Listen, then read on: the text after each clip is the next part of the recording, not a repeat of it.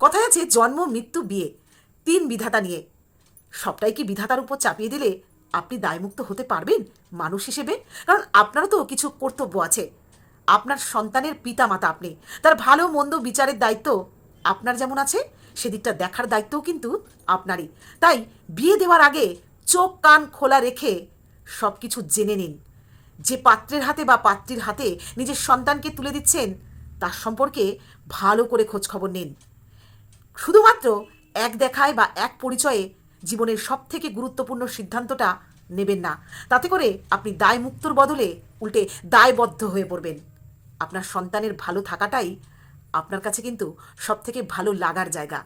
তাই সেটাকে মাথায় রেখে তাড়াহুড়ো না করে আর পাড়া প্রতিবেশী কে কী বলল সেদিকে গুরুত্ব না দিয়ে সময় নিন এবং আপনার ছেলে মেয়েকে সময় দিন। তারপর আপনার আদরের সন্তানের বিয়ের সিদ্ধান্ত নিন।